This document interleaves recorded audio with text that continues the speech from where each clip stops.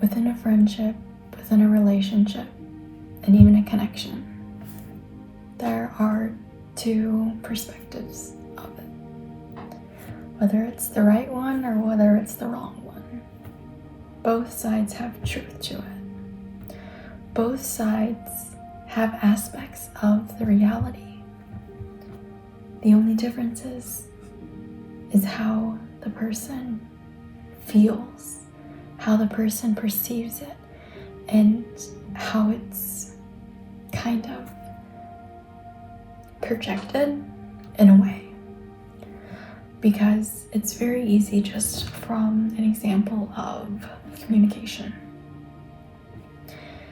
If it feels like it's one-sided, sometimes it's really easy to point blame on the other person, saying it's their fault, it's not me, I am there, we are there, but there's a loss of understanding what's going on.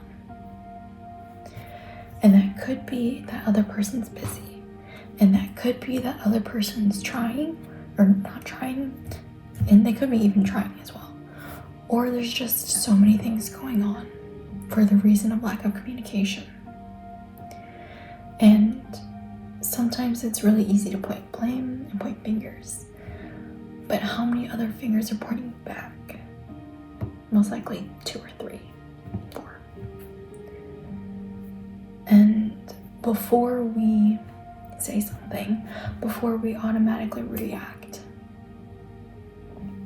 we need to understand not to be reactive. We need to understand that our emotions are valid, our emotions are heard, they're seen, and they are felt, obviously.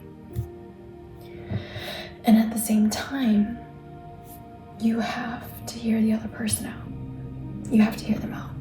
Like one time I was talking with this person and I was like, I don't know what's going on with you. We don't talk.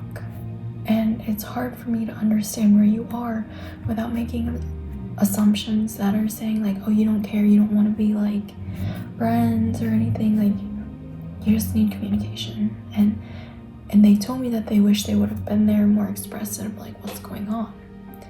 And it's like all that stemmed from was just hearing them out, not blaming, not saying like, you're not there for me, I don't know what's going on, like it's your fault, like you need to be telling me, but just asking them what's going on. Like a professor of mine like really made it a statement of questions need to be framed, to be framed, to be founded upon, have the foundation of curiosity. Not blame, not aggression, not rudeness, not malice, nothing.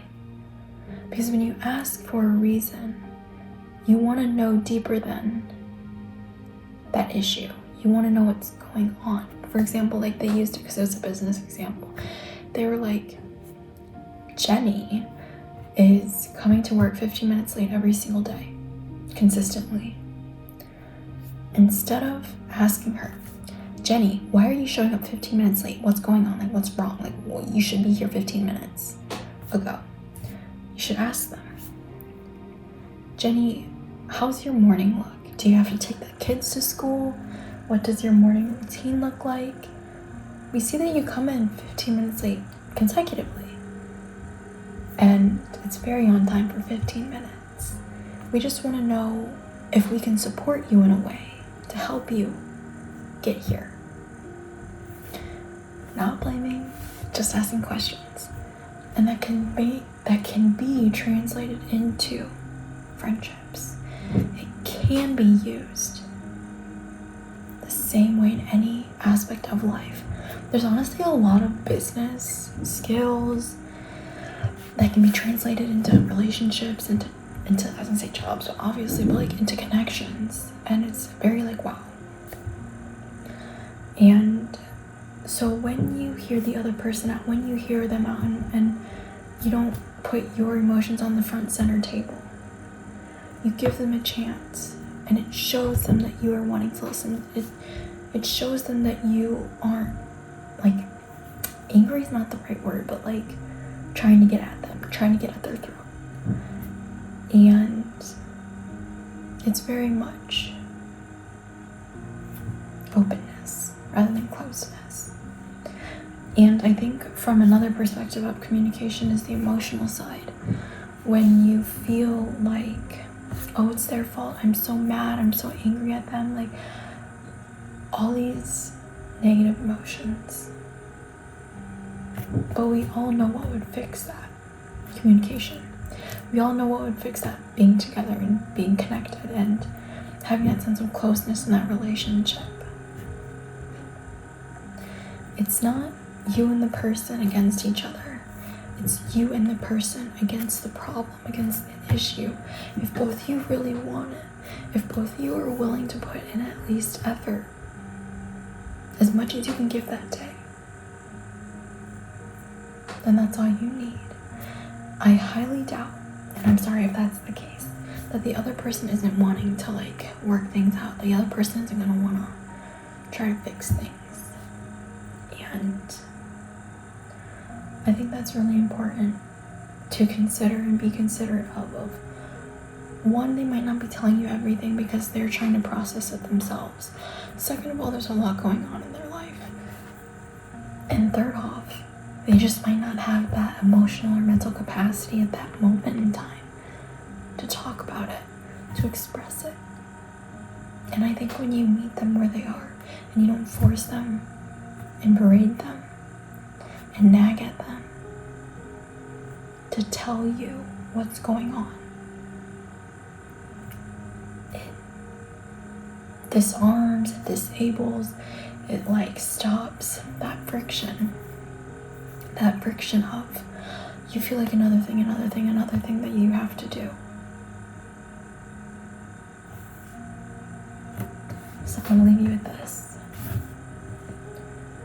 When you feel like you're in a friendship, connection, relationship, fill in the blank, and there's a lot of misunderstandings, come from the perspective of curiosity, to open the doorway, to open the conversation, to be able to understand what's going on their perspective, because obviously you know yours. And when you can piece your mixed matched puzzle pieces with their picture, you guys can then be able to understand the whole entire puzzle piece. You can understand the misalignments. But it all starts with curiosity rather than trying to attack them and trying to have an angle. So take the time to have a conversation with curiosity. Food for thought.